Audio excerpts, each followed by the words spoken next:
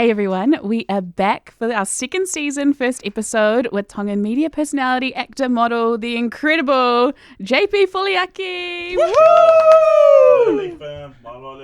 Such a long list of credits that you have, my friend, and your mic was off. Sorry for that. My mic was off? Yeah.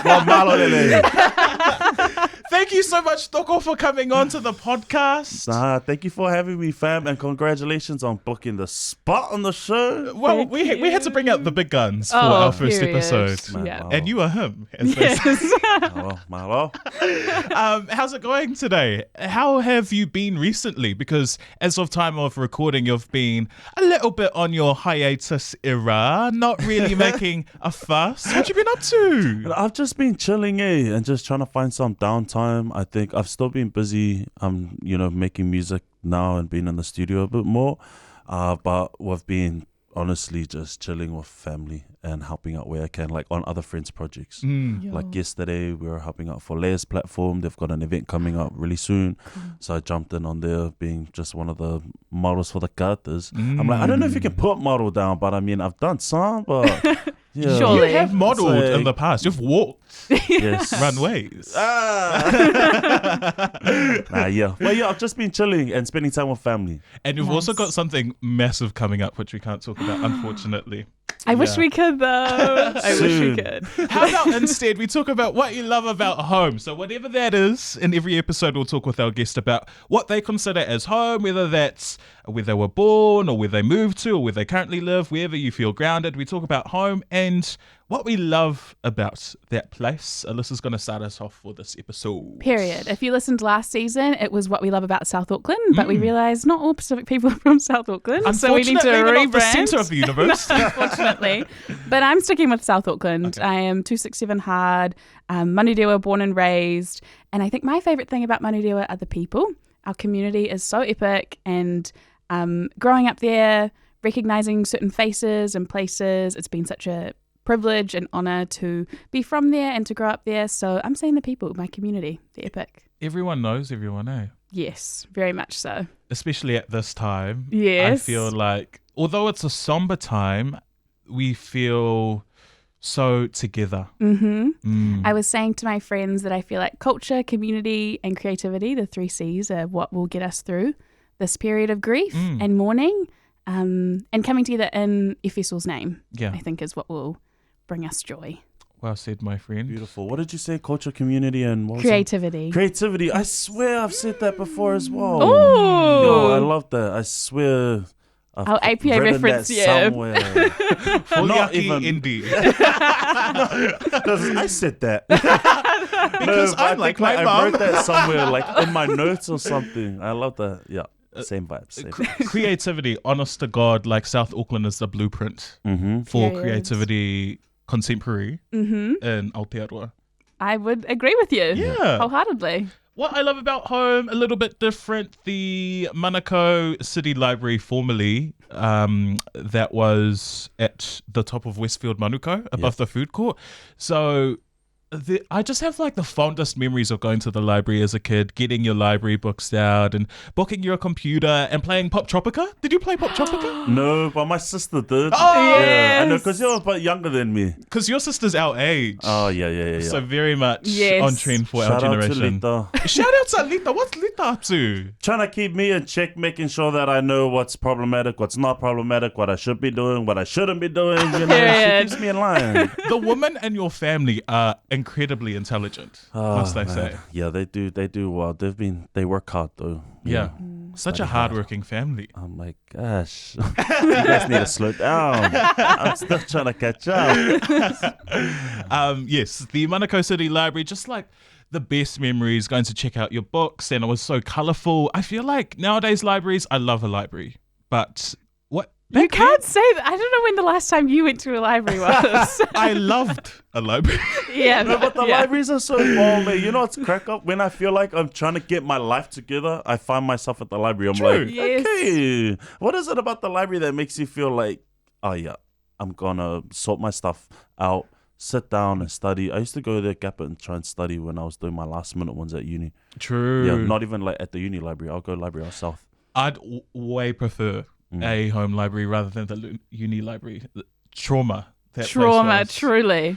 Oh my gosh. Truly. But yes, that's what I love about home this week. How about you, JP? What's home for you and what do you love about it? Man, I'm struggling to pick between two, but definitely South Auckland for sure. Papatoa. We moved there maybe when I was about, I think year 5, so whatever age that is, 8, 7, 8, Yeah, I think 9, around 7, then. Yeah. We moved to Papatoa, been there since. So damn, like well over a decade. But I love, again, the people, the culture. There's no other place like Southside is, obviously, especially here in New Zealand.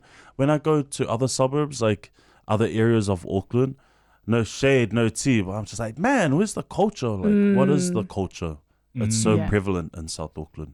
You can see it anywhere you go, whether you're at Southmore or Hunters Plaza. Here it is. I love Southmore. Man, You definitely do love. I love our Southmore. locals Hunters, everyone always comes for Hunters because they're like, what even is at Hunters? I'm like, I don't know what's there, but for some reason it's always busy. Yeah, it is always busy. True that. Poor Hunters Plaza. Oh, Can love we Hunters resurrect it, Plaza. please? It's never been dead. So, Even Posty Puss left. And Miller's left too. my Nella's favorite Miller's. I love me some Miller's, girl. But yeah, Papatoa and Maufanga back home. When in was the last Kingdom of time you Tonga. went back? Last year for Red, White and Brass. Yeah. Week of Helala. For Helala week, we Yeah. were there.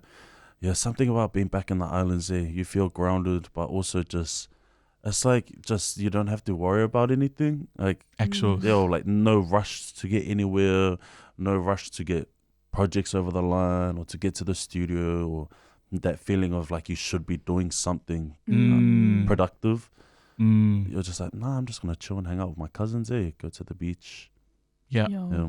I don't want to, because I feel like people often misconstrue life in the islands as simple. By no means is it simple. You still have to hustle, make your grind. And that's the thing too. Like they get their hustle on, and they get, obviously they need to get an income and they need to provide for their families, and they definitely do that With little resource. Yeah, with little resources, and it's just like, but they still, and I'm sure they have their own stresses, but they still have that, like, I mean, time to put on a feed for me. You know what I mean? And welcome family that come. Yeah, I love it. Yeah, absolutely. Wow. I love that. Well, speaking of your upbringing, we thought, we know there's so much about you out there, but we want to take it right back. This has kind of been covered before, but we think so much of our audience will relate. We know that you worked at PwC, one of the big four, and then you didn't. So how come you chose to chase your dreams?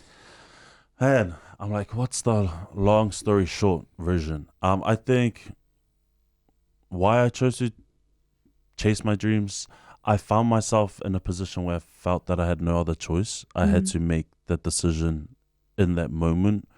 Otherwise, I could see what my life would look like, and that's not the life that I wanted. And I could tell that, if I stayed in this role, financial stability will be there. I could see myself working my way up in the company. I have family that work there as well, and I could see the lifestyle that they live, and it's an attractive, and because I could see it, an attainable lifestyle if you worked really hard for it.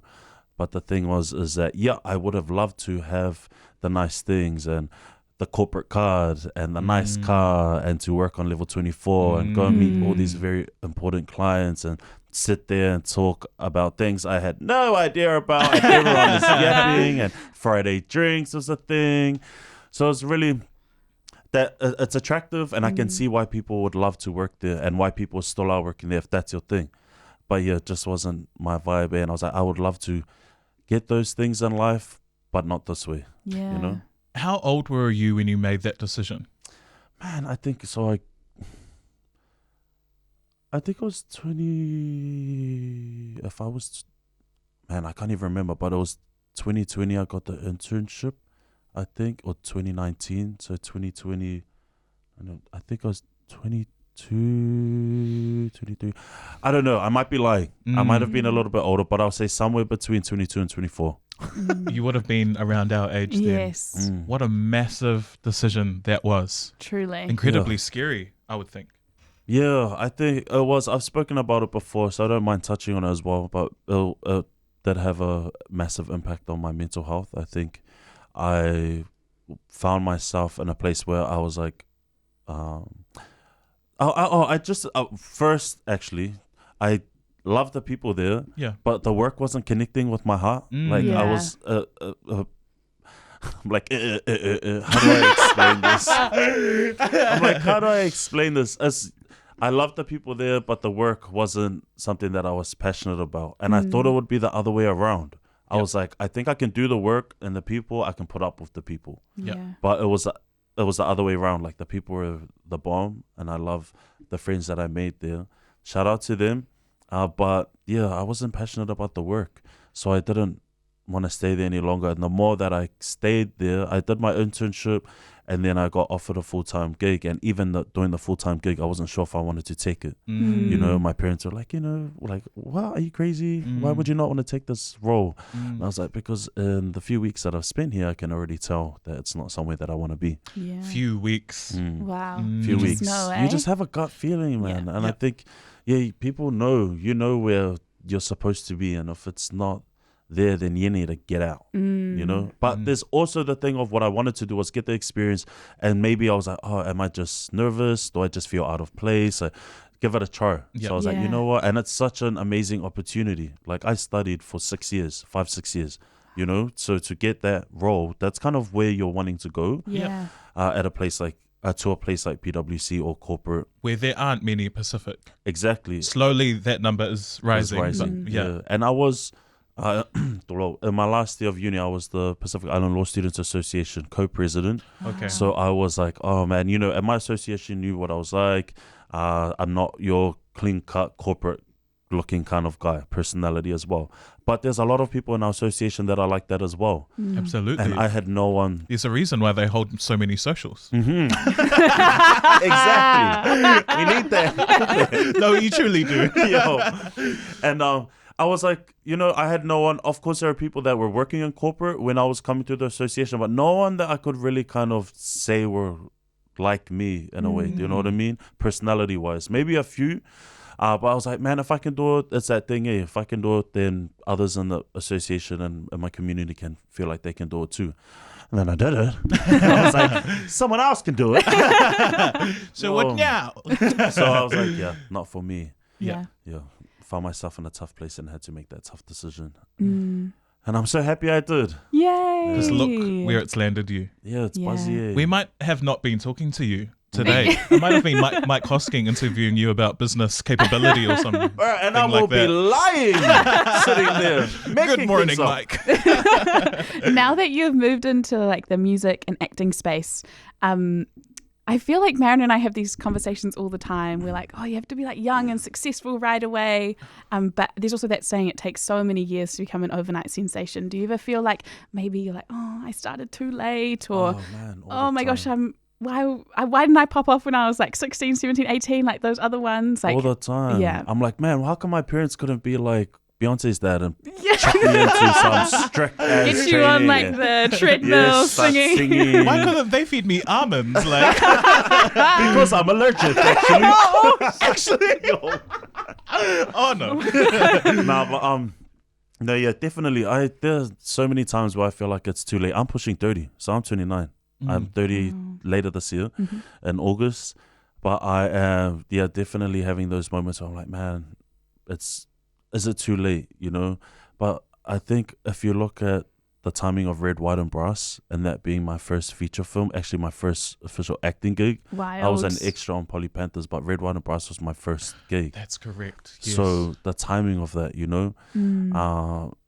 I'm not a church every Sunday kind of guy, but I am strong in my faith, and I do believe that God will always put you where you need to be, and the timing will always be in His timing. Amen. And imagine landing a role where you can play a character that's similar to you in personality, something that you're so proud of, like being Tongan and being from South Auckland, and being able to play a role that is in the world that you know so well and are so familiar with. It's like, that's crazy. And if I had started acting 5 years earlier, I may have gotten a role earlier, but I don't think it would have been something like Red, White and Brass. And I don't mean like on the scale of where there was a lead role. I mean like the meaning behind it and how meaningful that role has been for myself, my family and my community. I couldn't have asked for a better one. So is it too late? I don't know, maybe, but in God's timing? I don't think so. Divine timing, love. Mm-hmm. Red, For real. White and Brass took you quite literally across the world. Massive promo rollout. Took you to various Tongan communities abroad. Yeah. How was that experience for you? We were talking off mic about you going to go ever with your family. You have family everywhere, first of all, in every city. Tongans be everywhere. Actually, Pacific people are everywhere. We I don't would even never realize think on it. the scale of the places that you went to. They were just brown people. And even like the school kids that were talking about the movie and they were making TikToks and sending them to you. What an amazing privilege. It was crazy. That was crazy. So with Red, White and Brass, obviously we had the rollout here in NZ. And then we went to Australia. And then with the US, I went on a few stops around there. But that was actually because they were so thirsty for the film. Like they are so thirsty for Pacific content there. They want it so bad because they don't have the same, I guess. It's weird because it's like to say access to resources is, it sounds weird because it's the US, right? But because they're so widespread, the Pacific community, they're not like as solidified as we are here. And I don't know, they may say something different. But I know that from the people that I met, they said, they watch like Coconut, Fresh TV, like they keep up to date because they don't have a platform like that over in the States. I think they are slowly starting to build their own platforms now. But they were really keen to see the film. But the thing was, to see the film in theater there, they had to buy the rights and the cinema as well because it wasn't set up. I'm not too sure. I don't know that back end stuff. But what I'm trying to say is if they wanted to see the film, they had to put in the work and do it themselves. But they did. And I've got a cousin that plays for the Vikings. His name's Kairos Donga. Shout out to the cuz. And my uncle George and Auntie Seal, they've started the Kairos Foundation. And their first event was to bring the community together and do a screening for Red, White and Brass in Utah and in San Francisco. Shout out to the fam in San Francisco as well. Yeah, so they pretty much put up these screenings and brought in the whole Tongan community together. But they're dying for content and to just, I guess, see our own people on the big screen. As much as we're just getting used to that now, it's similar to them as well. Such a great point you make. I think to an extent we almost take it for granted, our platform here in Aotearoa. I know someone in the US who says that they watch Polyfest from like 2014, 2013 because like they get so little exposure to their culture on a platform like that that they're rewinding way back to like, the early Coconut days. Yeah. I think we're so lucky here and we don't realize spoiled it. We're so spoiled. And we've got a long way to go. Yeah. And there's so much talent that needs to be, we need to throw some more money at our projects. And that's most okay. definitely. Yes, please. New Zealand on We've here. we've got the talent. But we, in terms of things that we can watch, we've got a few options, and we're really lucky in that way. And they want to see it. Yeah. Absolutely. Could you have imagined how massive Inky Pinky Ponky would have been? I remember having you and Nucky in studio. And I thought, just a regular schmigula radio interview. You guys went live. We had some katas. It was all fun. I think that Instagram post was the most liked out of anything on Flava last year. Crazy. And that was just the exposure you gave to us. But in and of itself, you and the cast and the film, like, take us to the beginning. Did you imagine how massive it would be? Far out. So, with Inky Pinky Ponky, it started off as a theatre show. I'm not too sure if you guys have seen it, but I went and watched the theatre show, and it was one of the first Pacific works that I watched. And I was like, what is this? Like, this world? There's Pacific actors and theatre. I was studying law at the time, so I was like very much removed from the entire creative space. And all I knew was like, how do I get into this kind of space? But when it obviously jumping into acting and then hearing that it was now becoming a film or series, I was like, okay, keen, because they hit me up to audition. And I was like, keen because of what I remember from the theatre show. But I didn't have the thought in mind of how massive it was going to be. I was like, yeah, cool. Keen to be a part of this project. And of course, such an important kaupapa. Yeah. But I was like, damn, these kids really ran all the way with it. Yes, I remember I was at the screening of Inky Pinky. That was actually the first time I saw it at Fest. yeah. And then there was the panel afterwards. And you mentioned in the panel, I'm totally paraphrasing because it was so long ago, but you didn't realise how important in terms of representation it was. Yeah. And I don't think anyone could have dreamed up how it's almost like an educational resource now for kids. Is there any important message that you want people to take away from the movie? Yeah. Oh man, just to touch on your point, definitely. I was like, of course, representation is so important, but I think to the scale of what it was, I didn't realize that the younger gen, they don't have like a high school love story. I mean, we don't even in Pacific film, but like a high school love story. So we thought, I was thinking about our age group and up, and like, oh yeah, I think they're viable to. Some people might like us, some people won't. But then you forget that all the high school kids coming through, like they don't have anything. Yeah. Sorry. Yeah, they don't have anything. So it's so important to get that representation across the board for so many of our young Pacifica. But important messaging, I think it's just, honestly, obviously Inky is a story of a young whakaleiti and her journey through high school. And you can see that the way that she's mistreated by her classmates. And the few people that actually stand up and have her back in that story, it's like the teacher, her friend Brittany, and then eventually Mose in his own weird way that is questionable. But you could see like the different impacts that those people had on her journey. And I think it's one, obviously telling Lisa's story coming through school, but also just educating others on how their behavior can have consequences, real life consequences on people that are experiencing that journey. And Lisa was just the catalyst for telling that. Totally. I love the ending. And I think if I was a high school student, I wouldn't understand it. So I love the idea that as you grow up, you can go back to the film. And then as you grow an appreciation, a bigger appreciation for your parents, especially our mums, I think you can understand why she made that decision at the end. Yeah. No spoilers, but everyone should have seen it by now anyway. Yeah. So. And Naki's touched on it a few times as well, because we can see the response on social media, like, oh, they didn't like the ending. Yeah. Or I know some people did, but then there was quite a few people that said, like, we didn't like that ending. But Naki has said, it's that ending is a representation on what the world looks like today. And if you kind of want a different ending, then the world needs to change. But what is cool though is that you can kind of see this new Gen A. They're like open to so many different things, and they're not. I don't know if it was released at the same time when I was at school where they would have had the same response. No, I don't think so. Yeah. So yeah, it's pretty cool to see that people are, open to this younger gen, open to, I guess, different kinds of love.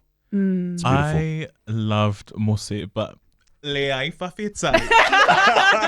Brittany! Oh my gosh, Sia couldn't have been a better person to play that role. I know, man. You can imagine how much fun we were having, like, on set. Like, obviously doing Red, White and Brass, so much fun, like being Tongan and that environment that we got to play. But I think there was something about being back in high school where we started acting young and stupid. Ooh, and but just remember, how old are you turning?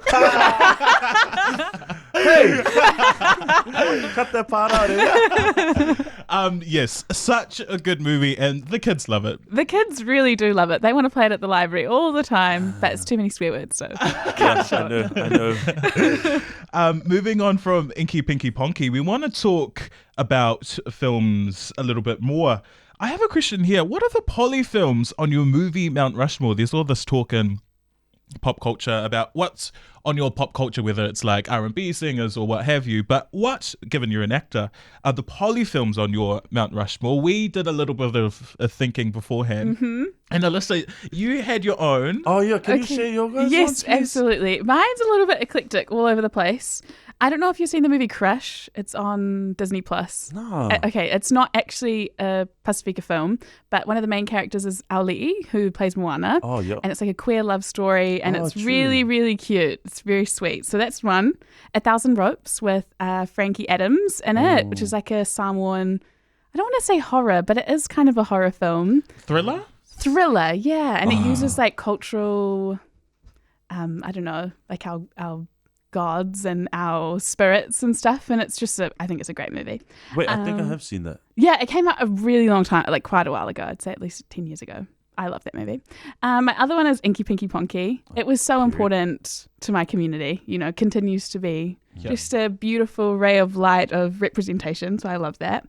Sione's wedding. I did so much research about Sione's wedding. Let me tell you what you know about Sione's wedding back to front. Oh, yes. Let me pull up the dissertation. Sione's wedding is like that movie for me, but I haven't watched it since I did all my research on it because... Oh, you literally did research on it for uni? Yeah, for uni. My brain... Literally, talk to people about what they thought about the film. Yeah, the representations of Pacific women in that film and how they've changed and what they say about Pacific women, but I do love that movie. But then I have another one, if we were to add the fifth, which is a short film. I think it's called Rogers of Samoa, and it's a short film on YouTube, and it talks about the experience of whaatama in Samoa. And it's just such a good movie. It's beautiful documentary. So those are my 4/5. I need to get onto some of those. Yeah. I need to rewatch Rogers. That's when they have their conference, eh? Yes. Yeah. Yes. It's so good. Oh my gosh. Okay. Well, my Mount Rushmore is a little bit different, but I'm going to start off with Sione's Wedding. I just love that movie so much. Yeah, girl. Yeah. What time do you call this, Sefa? It was the who's who of polyculture. Yeah. I in the know. mid-2000s. It's such a time where social media wasn't a thing. So people couldn't ruin it. Yeah. We didn't have to worry for Red, White and Brass. We were worried about people uploading and going live. Auntie's going live in the theatre. Oh my gosh, because that was an actual problem with Red, White and Brass. You had to put out a little PSA. Yeah. They're Auntie, I know you're supporting me and I know you love it, but can you take that down? Because it's half an hour long. I don't know how they do it. Just I know, man. Even at funerals and stuff. And they'll close up on people in the crowd. With 0 viewers, mind you. Okay, Sione's Wedding. What else? Sione's Wedding, I love it. What else is on my Mount Rushmore? Once We're Warriors. I've only been able to watch that movie once. Oh, yeah. But it's so real. So real. I don't resonate with that story because I don't necessarily grow up in a house of Jack the Mas. But no, I was going to make a really bad joke. I was going to say. Say the joke. Say you didn't grow up with a dad at all. I'm so sorry. No, we didn't cut that out. No, we're going to keep it. Stop lying. I'm going to go crying. I'm so sorry. Once We're Warriors. I also love Whale Rider. My girl Keisha Castle Hughes. Damn, you actually are pulling up movies, yo. We're trying to get Keisha on the podcast, actually. Yeah, we are. This is our petition. But she lives overseas. So, Keisha, if you're watching this, I'm looking directly at the camera now. Please. Surely you have a laptop, a Zoom account. Microsoft Girl. Teams, Skype, girl, Facebook Messenger. We can Facebook Live. Whale Rider. And I would have to say I've changed my last one. But way back in the day, Tangata Pacifica used to do these documentary length episodes on Pacific current affairs. And I would have to say those were my favorite. But Tangata Pacifica used to come on, I think a Thursday night. But then they shafted it to Saturday morning, which I think is real shady of whoever is in power. I'm looking at you. But I love those. And I think they served a real purpose. And I think they need to come back. So that would be my Mount Rushmore. Man, I'm just gonna steal some of your guys. Sione's Wedding, definitely. What else was on there? You know what? Moana was bomb for me because I watched it in the cooks and I was hungover as, and I was missing my family because I was there by myself. I don't even know why I was there. I used to just go to the cooks. Wait, you traveled to the Cook Islands by yourself? Yeah, because we went there once for one birthday and then always jumping on the Jetstar deal. And I'm like, I'm going by myself then. Just going to go cut around the whole island. But Moana was pretty cool. Whale Rider's bomb too. Red, White and Brass. I have to put that up there for me. Yeah. A mix of your guys 4 too. So yeah, we'll see. Might just have to chisel a few more movies into the Mount Rushmore for me. You might need to make more movies to put on your Mount Rushmore. There's, I'm 2 of them, Red, White and Brass and Inky Pinky Ponky. What's your favourite movie that you've done? Out of the 2? Out of the 2. Man, I don't know. I would have to say, okay, Red, White and Brass, it's hard to pick, but yeah, They're so I'll say Red, different White, though, and eh? Brass just for the culture. Yeah. I think like the wider culture and the family aspect of it. You know, like my nana can watch it, my aunties, uncles, everyone can go and watch it like together as a family. You know, like so many. It was intergenerational. I mean, you can be intergenerational with Inky. Yeah. It's just you might end up having an argument after. That depends. And also Inky was a lot harder. Like I know I was talking about doing the theatre show. It was quite comedic. It was a comedy when you watch the theatre show, Inky. Right. Yeah. But doing it as a film, I'm not sure if it was intentional. It was quite jarring at times. And it was quite dark at times. Yeah. So scene sitting in in the some of van. those scenes, And that Otara? scene in the van, bro, Wow. Party. Yeah. I was like, I think after That made doing me Red, hate White, Aaron. oh, bro.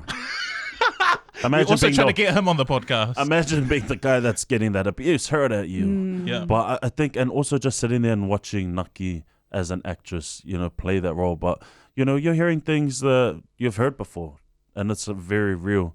I think Red, White, and Brass definitely gave me that newfound. Oh, I already did obviously respect the craft, but I mean, being in it, you can see how challenging it is. For Red, White, and Brass, it was really hard for me to come up to that level of just having that high energy every single day. That was quite challenging for me. Inky was challenging in the way of like that emotional, I think just emotionally, it was hard to just to witness some of those scenes and to be a part of some of those scenes.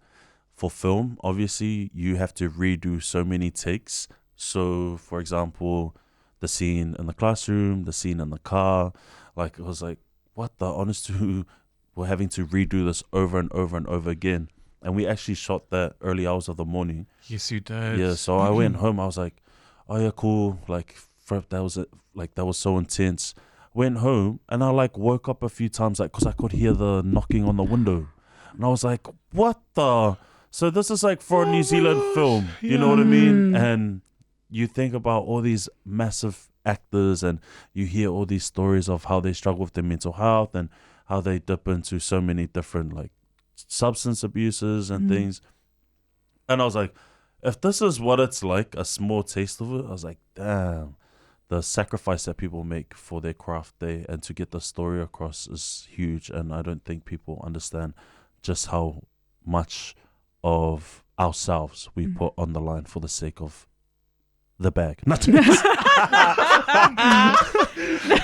For the craft, for the story. Well said, my toko. And quickly, I just want to give my flowers to Vea Mafi Leo. Oh, I forgot to man. mention For My Father's Kingdom. And I also want to watch Lea Tupuanga, Yeah. the movie about language. Because having come back from Samoa a few weeks ago, language is honestly such a massive part of the culture. And I look forward to watching that film. So, Vea, Shout if out you're to listening, them. we want you, girl. Yeah, shout out to them. Oh, Farah, I've been seeing her. She actually helped out as well on a music video that we did recently. And also Luciane Buchanan. So I've got an older sister, but she's my half-sister, and she's first cousins with Luciane. So, but man, my nephews, they're so spoiled. They've got an auntie and an uncle that both works in film. Their mum thinks she's Instagram famous with her 100 followers. She like literally puts her phone up and she's like, okay, gives us a debrief. We're like, okay. Thank you. But yes, man, so proud of them. Yeah. Going to Sundance. Yeah. So epic. Huge. Yeah. Huge. Absolutely. Incredible. Well, we know that you've been working on a music video. You told us that off air. Yeah. But also with your incredible film and TV credentials, what's the favourite of the two? Which one do you envision being like the long game, or do you see them working alongside each other? What do you think? Yeah, Farah. I do see them working alongside each other. What was really buzzy for me, I think, traveling in the US, so many people were obviously, for example, we went to the Common Kings concert, right? And I was like backstage, and I was like waiting to take photos of like with the Common Kings, because being a fan of them, Ian Tongi was there. Like there's so many talented artists backstage, and I was just like, just to be there and be amongst was crazy. So as someone, as an artist and wanting to make more music, you can imagine like what I was thinking in my head, like, wow, this is so cool, right? And then the fact that, for example, like that some of them wanted photos with me, like Common Kings came to watch Red, White and Brass. They made a special effort to come and watch. We had Common Kings there. They came and they even said like, if you need any help with anything, like let us know. So just to have them there, you can see how much I was like, as a muser in my head, like, Starstruck. I was like, it's so cool. So in saying that, it was awesome that they would want to show love for the film, and I could reciprocate that with the love that I have for their music. So what I love most, I think, I'm not too sure yet, but the cool thing is that film has been able to do that for me right now and have an impact on the culture. And I would love to continue to try and have, I guess, an impact in other ways through film as well.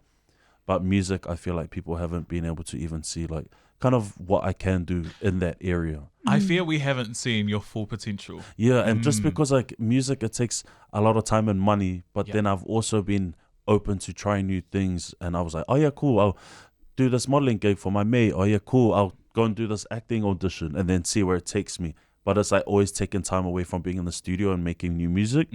So now I'm making a genuine effort to just lock it in and actually go to the studio and make and release more than one song and music video a year. Side note, I wish I was in the music video for Rock the Boat. Oh, you needed to come through for that. See, you know what's so funny with that, eh? Like, obviously, expensive, didn't get funded, self-funded, have been self-funded as an independent artist, but it was crack up because I was like, oh yeah, cool. I'll just invite some of my mates that can come through and my cousins that can come through, have a few drinks, enjoy themselves by the pool, but also one rehearsals with the dancers. So we've got like one half of the party who's like there for a job, and then we've got like the other half who's literally getting cross-eyed, forgetting where their mark was. Like they don't even know where they were. I had one cousin there. She was trying to have guesses with some of the. I was like, "Cuz, what are you up to?" Oh, maybe it's a good idea to cut. Yeah. That would have been me, child. That would have been you. And Yeah. that's been the vibe, eh? Like people that are there for the job, and then people that are there just to have a good time because there's no Only budget. you would create that environment. Man, I know. And I was like, okay, fam, it's time to go home because some people look like they're ready to leave the party with each other and rock the boat at home. Such a bop. I'm going to listen to it after. I really love that song. Yo, shot. so Thank good. You. Thank you. So good. Now, before we say goodbye and we see you off for the episode, JP, I want to talk about sapasui for a hot minute. Mm-hmm. With or without veggies? Definitely without veggies for me. Amen. Period. Yeah. Yeah. Alyssa, you were saying your auntie made a vegan Okay, I don't know sapasui. if I can talk about this. I don't know. Is it rude? Okay, so one of my cousins is vegan, but my auntie is known for making like the best sapasui. Like everyone loves it. Once you have it, always want it. And then we were meeting up. My brother was going back home to Palmerston North, and we had like a little get together. And she brought like vegan sapasui with like these veggies, but like out the gate veggies, like cabbage and cauliflower and like all these. Only vegans would like these veggies. No, the vegan. Your cousin would have been like, Oh, she was my loving gosh, it. Yum. And then it was also spicy, so it was like the worst sapasui I've ever had. But she just added meat in just to like make us happy, which God bless her. Love you, auntie. Yeah. But it was disgusting. It was foul. Not even like just mixed veggies. It was like straight up from the garden. I was like, yeah, the only time I know my mom's put mixed veggies in that chop suey is because we're not eating the veggies, especially my little brother. He needs the veggies. I was like, did your auntie pass away? No. Oh, no, because she was like... I was just sending love to Sending whoever. love to auntie. Offers auntie. We love you, auntie. We do. And And your vegan sapasui. sapasui. Is your cousin still vegan? Oh, yeah. And she just had a baby, and the baby is also vegan. Go, baby. Go, baby. Love that. Hey, how old's the baby? Literally a newborn. Oh, not the newborn vegan. It's crazy. Not the indoctrination. Cauliflower and cabbage. And like spinach and all these, yeah. It's That like is chow wilted. mein love. Oh, true way. Maybe that's what she You're was like, trying to okay. do. But also, You're like, stop coming for my auntie now.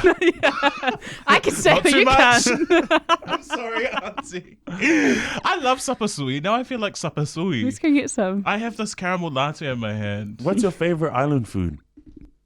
Sapasui when it's made. Well, I'll buy my auntie. Respectfully. Ooh, that's a good question. What's yours? Man, I love lupulu masimo. So it's like the pavi masimo. Lu over luau any day. Yeah. It needs meat. Yeah, man. Yeah. I can't imagine, like, I was like, I I think I had it somewhere, and I was like, there was barbecue too, so I literally went and got the barbecue meat, and I was like, chopped it up. And put it in the... I'm just gonna quietly do this. This doesn't offend any someone's here. Oh, yummy. I would say maybe I love a good oka. Oh, Ooh. Ika mata. That your granddad makes. Yes, Papa makes a mean oka. But even then, I could debate about this for years. But in raw fish, what are the veggies? What are the appropriate veggies we agree should be in raw fish? red onion. I Okay. like red onion. I've had it without too, but I do like red onion, Okay. tomato, cucumber. Man, I've had like one with all the veggies and it was nice as, and then one with like jack veggies and it was nice as too. So I don't know. I don't know what I prefer.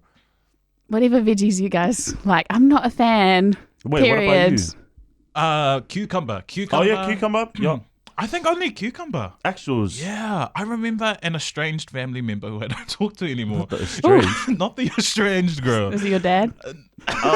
It's actually not.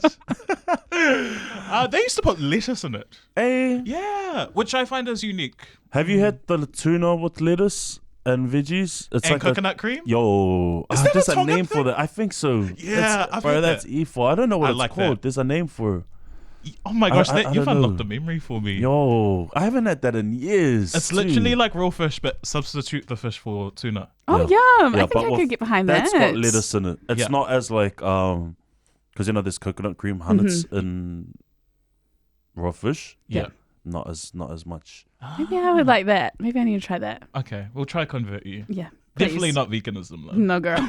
Man, you can cut this whenever you guys want and segue your way out. But I always, because you guys are doing this like for your podcast, like podcasting and hosting as well. Mm-hmm. Do you guys want to do like other creative stuff? I didn't realize that we were just talking about how she did acting as well and studied it. Yes. Mhm. Literally her whole undergrad. Yeah. I'm always interested to hear what other interests other people have outside of what their creative space is right now. Would you go back into acting? Probably not acting, but producing. Oh, Yes. you'd be so good at Oh, producing. thanks, love. I think producing. I did a paper on that when I was at uni, and I really producing? enjoyed it. Yeah, so they got someone from not the basement, but like Auckland Live to come and teach us like real world skills because you can't make that much money as an actor. Yeah, So and that paper was so much fun. I really enjoyed it. what is I know producing from being in stuff and like, Yeah. oh, that's the producer and seeing what they do, but can you clarify for us? Well, I think it would probably depend like project to project, Yeah. but I think a lot of it looks like getting funding. It looks like yeah. getting people together, like getting all the talent. I think a lot of it is just building and maintaining relationships, which Yeah. I would like to think I'm quite good at. So, I think that's kind of the gist of it, but then there's other things like Yeah, you guys budget have to- and stuff yeah. like that. Yeah. That reminds me. I'm like, yeah, that's the thing about producing is getting the funding and the budget allocation and And things booking like the that. spaces and, Yeah. all of that. That's Quite cool that you did logistical. acting too. You don't want to jump into that. I don't know. Like I was telling you before, I'm a really emotional person. So I find I get a bit too attached to the characters. Like even when I was just doing it in high school, it was a bit much. So I think, and also I hate auditioning. So, like even when I auditioned for the Panthers, Yeah. she was constantly like giving me notes and being like, hey, can you do this instead? And I was like, that's not how I practiced it. I don't think I can do it. I get quite, I don't know your if head? I get really in my head about it. So I think I like to see other people shine, like give them the tools to do the work really well and maybe not put so much pressure on myself. Man, you're so right though. The emotional, what do you call it? What were you saying? The emotional. Kind of like baggage that you carry, Yeah. especially if it's like a character. I remember I've played a character in the past who, she was like an older woman and she had lost her son in like a really awful way.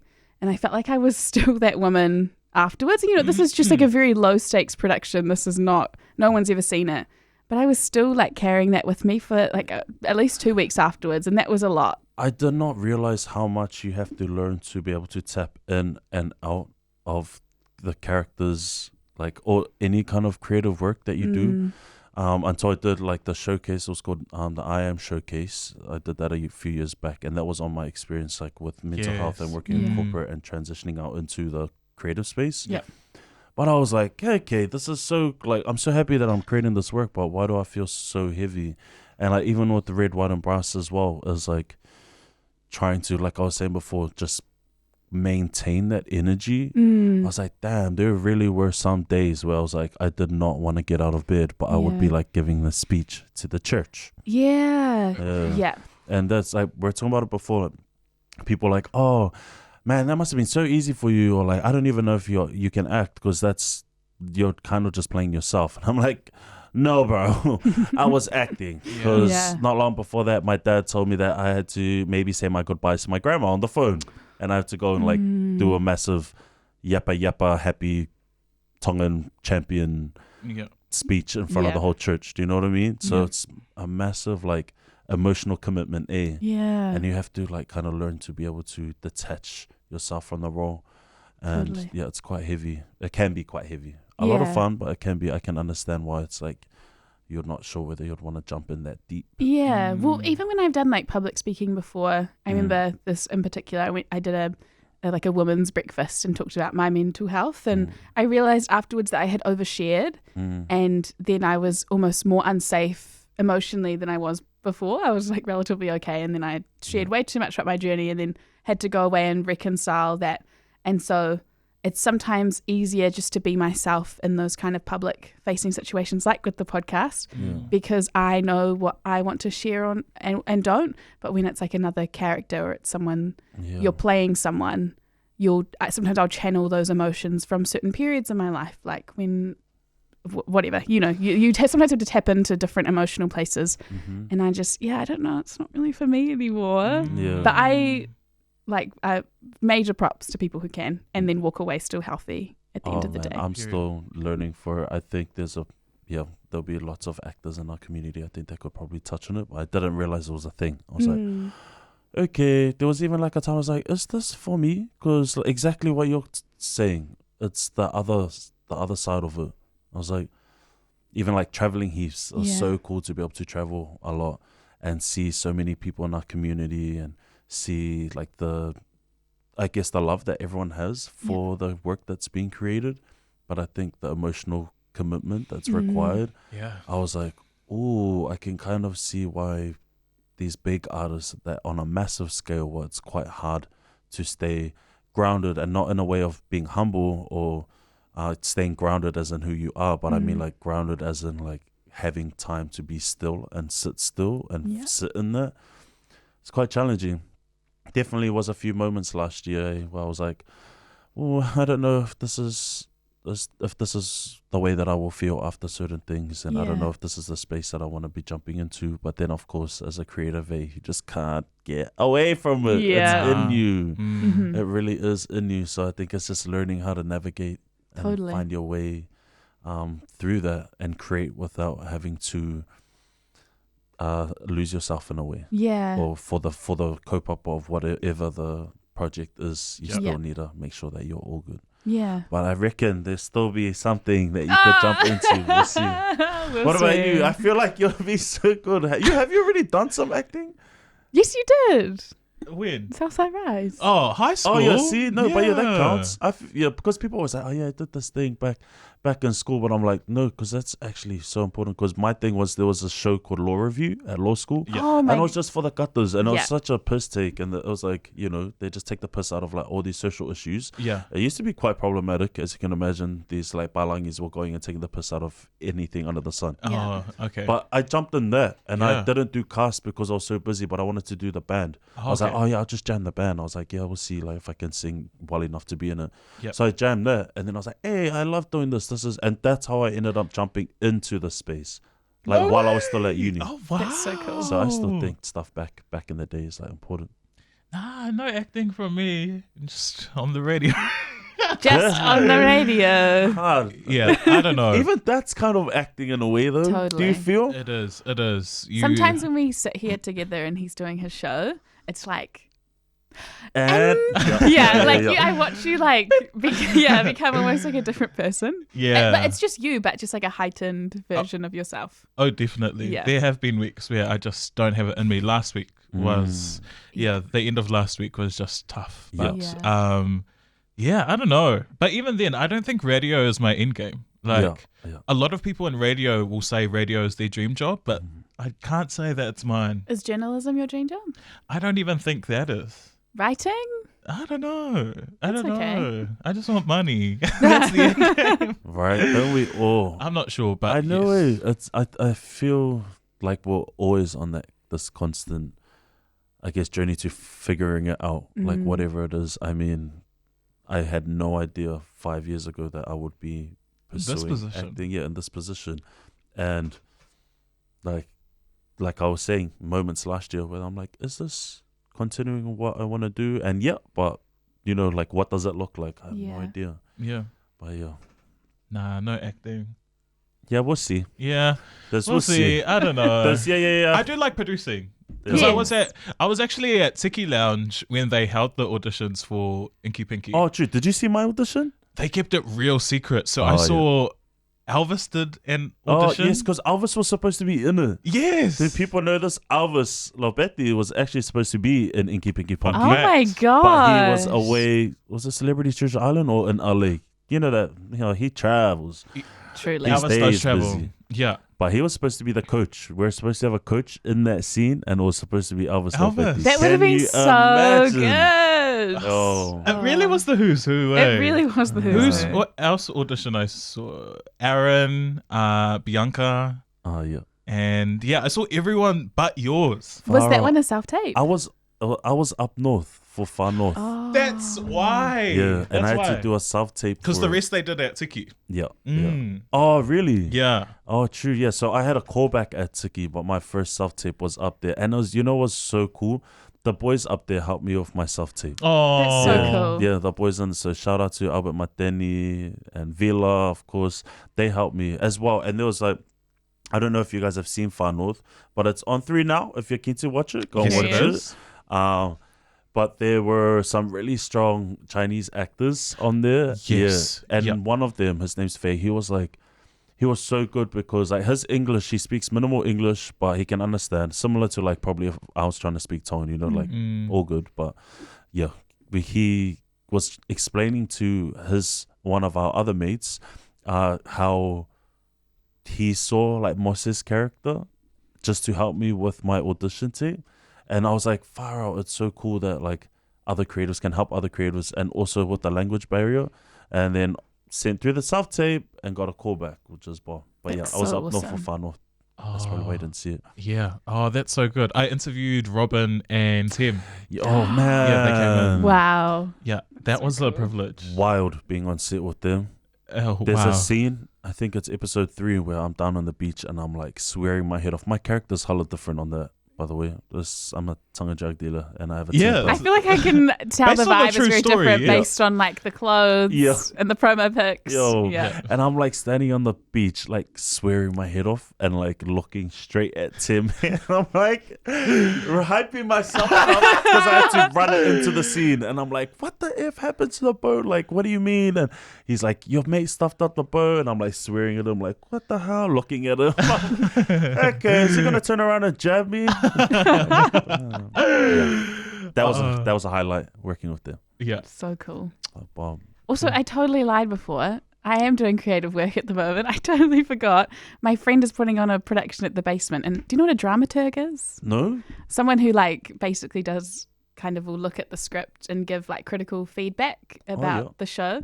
So I'm a dramaturg at the moment. Yes, wow. dramaturg. Yeah, I totally forgot. Sorry. Okay, far out. That's so cool. Yeah, it's that kind of background Yeah. feedback producer kind of role. That's for You me. love. Yeah, love Don't it. you find it buzzy that you just kind of forget the cool things that you're doing? I know. I'm so there's this and this and this. Oh, but I also have a full-time job. Yeah. And yeah. Yeah, Yeah. it's like that, eh? Mm-hmm. Never really know. You're actually, now I'm doing nothing then. Wait a second. Yeah.